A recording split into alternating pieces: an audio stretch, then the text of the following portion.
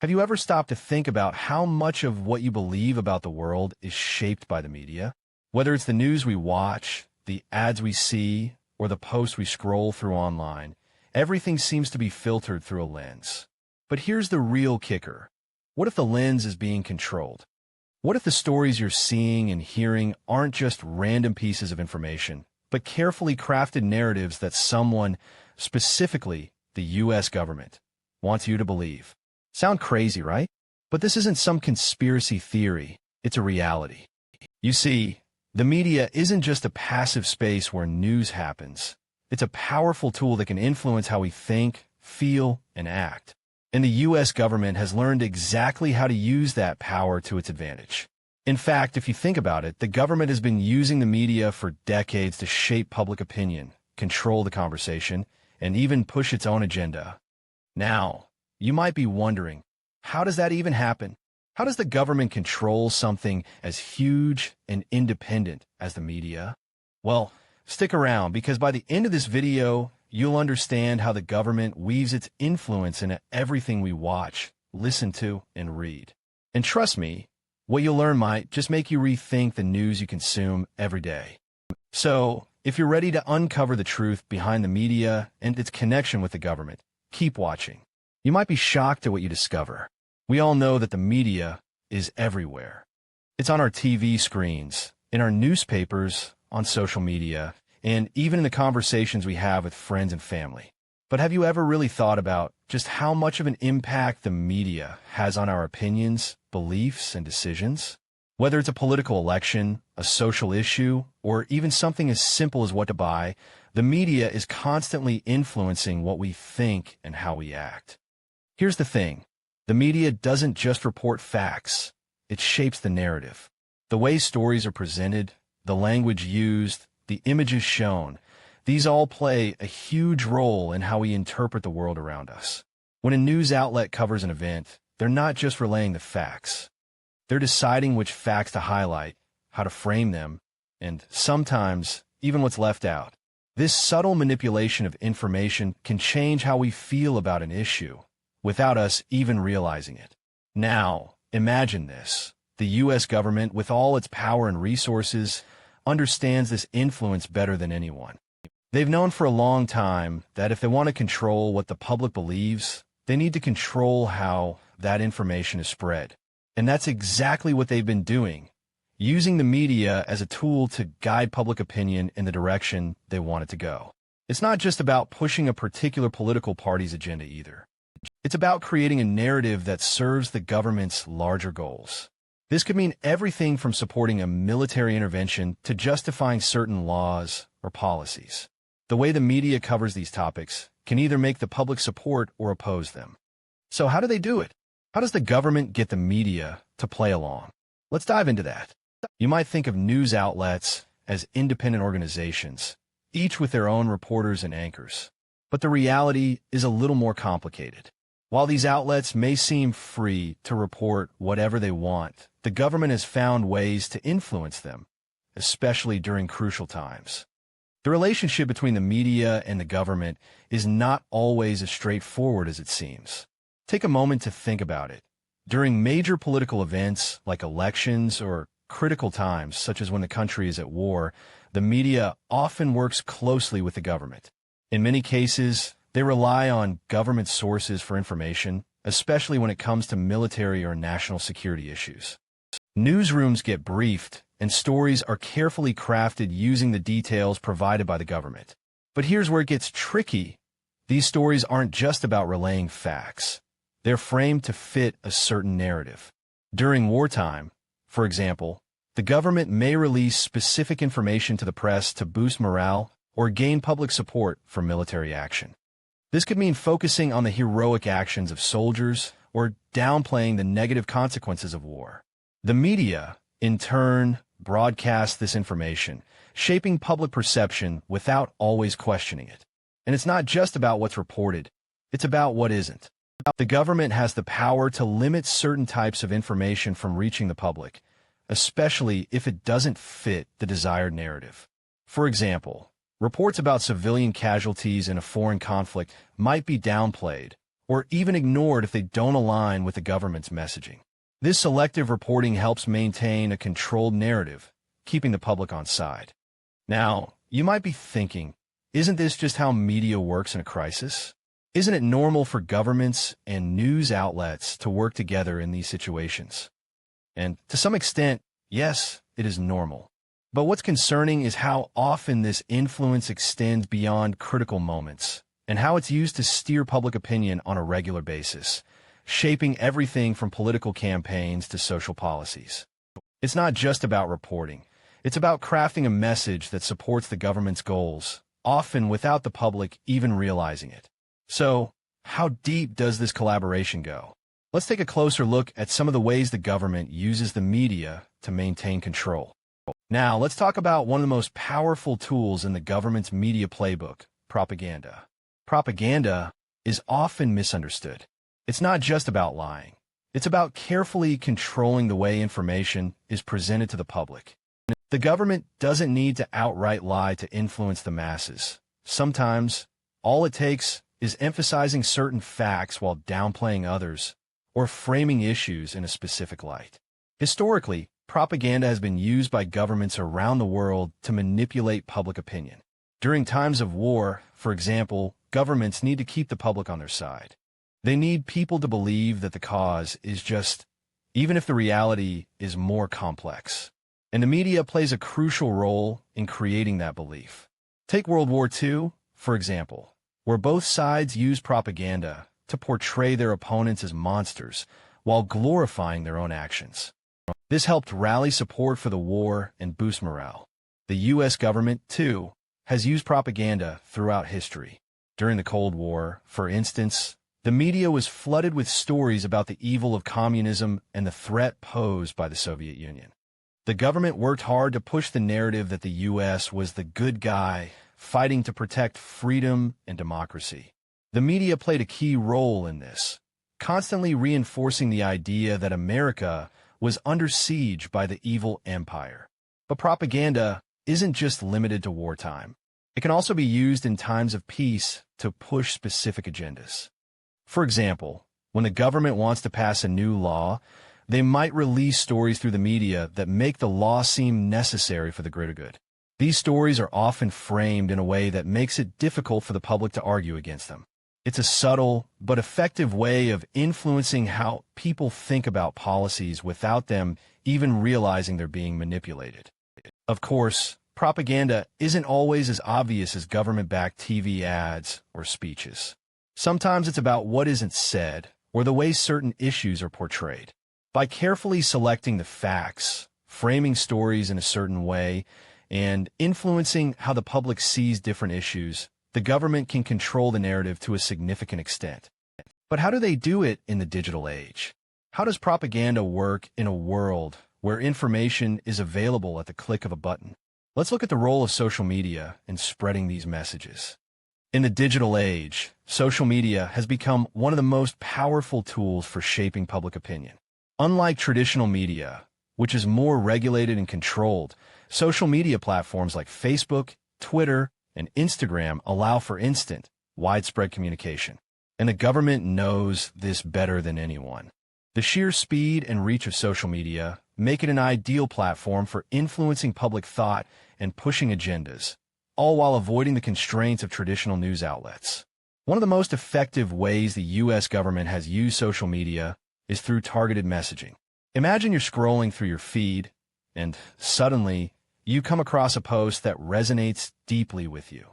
It might be about a political issue or a national crisis. What you don't realize is that the government, or more precisely, entities working on its behalf, has placed that post there specifically for you. Thanks to data analytics, they know your interests, your browsing habits, and even your political leanings. This allows them to craft personalized messages that are more likely to grab your attention and influence your opinion. Social media isn't just about pushing messages through posts or ads. It's also about shaping the way people discuss issues. The government can push narratives by strategically sharing information, creating hashtags, or even generating fake accounts to stir up discussions. These accounts, known as bots, can flood social media with opinions that sway public sentiment. For example, a well-timed tweet or viral hashtag can help direct the conversation around a political issue, making it seem like there's more public support or opposition than there actually is. But it doesn't stop there.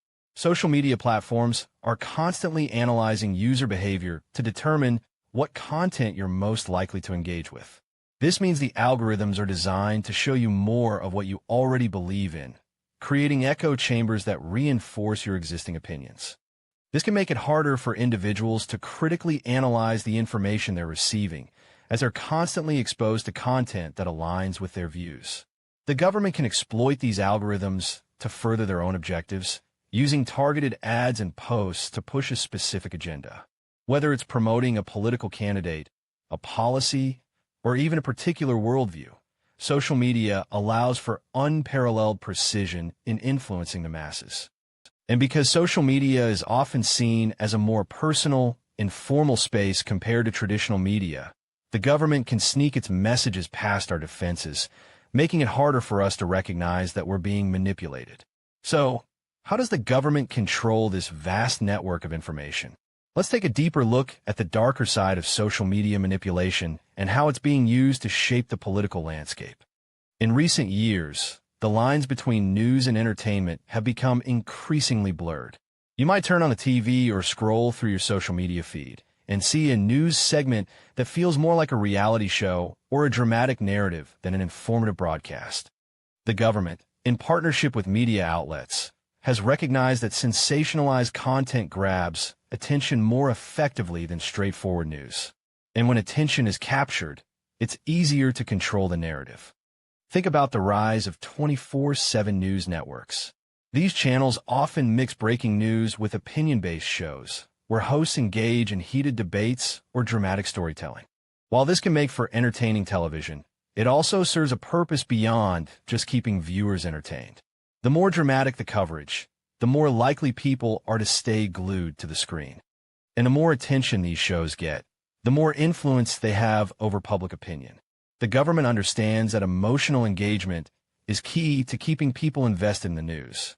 When news stories are framed with high stakes, conflict, or fear, they elicit stronger emotional responses from the audience. And this emotional engagement makes it easier for the government to direct the public's response towards certain issues. For instance, a government-backed narrative about national security threats can easily dominate the media cycle, heightening fear and pushing people to support government measures in the name of safety. Another tactic is the blending of soft news with hard news. Soft news includes celebrity gossip, human interest stories, and entertainment, which often end up as filler in news broadcasts.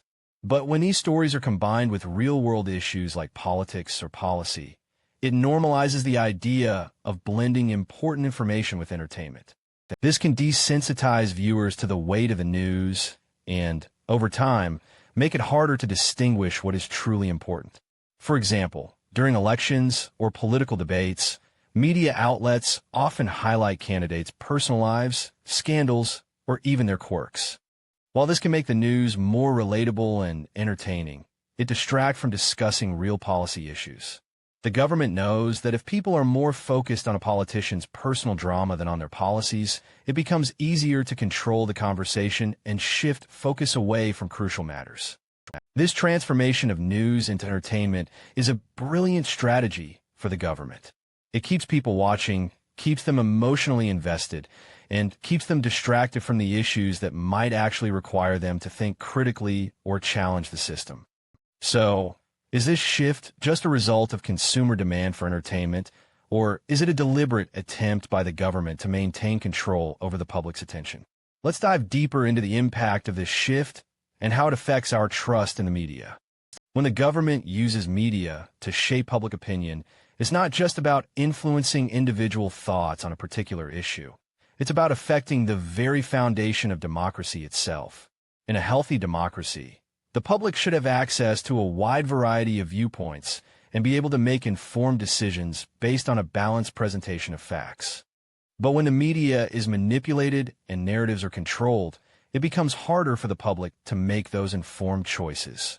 Take a moment to think about it. How can we make important decisions about voting, policies, or even our personal beliefs if the information we're receiving isn't complete or objective. If the media is shaping our views in one direction, it's no longer about democracy. It's about control. And that control isn't always obvious. It's subtle, working its way into the way we see the world without us even realizing it. One of the biggest consequences of government manipulation of the media is the erosion of public trust. When people realize that the information they're receiving is biased, misleading, or strategically framed to serve an agenda, they begin to lose faith in the media. This creates a dangerous cycle. As trust in traditional media outlets declines, people turn to other sources for information, often ones that are less reliable or even completely false. This creates confusion, misinformation, and a divided public, which ultimately weakens the democratic process. The consequences of this go beyond just the media. If the public can no longer trust the information they're receiving, they become less engaged in civic duties like voting, community participation, and holding the government accountable. When people feel like they're being misled, they may disengage from the political process altogether, and that's exactly what those in power want. A disengaged population is easier to control and manipulate. But what can we do about it? The first step is awareness. By recognizing how the media is being used to shape public opinion, we can begin to question the stories we're told and seek out alternative viewpoints. Being an informed citizen means doing the work to understand the full scope of an issue, not just accepting the narrative handed to us by the media. As viewers, it's up to us to decide what we believe. But when the lines between fact and fiction are intentionally blurred, how do we make sure we're seeing the truth? How do we take back control of our own perceptions in a world where the media is working overtime to influence us? Stay with us, because the next part of this video will explore how we can fight back against media manipulation and reclaim our power to make informed decisions. As we've seen, the U.S. government has become incredibly skilled at using the media to shape public opinion, control the narrative, and maintain power.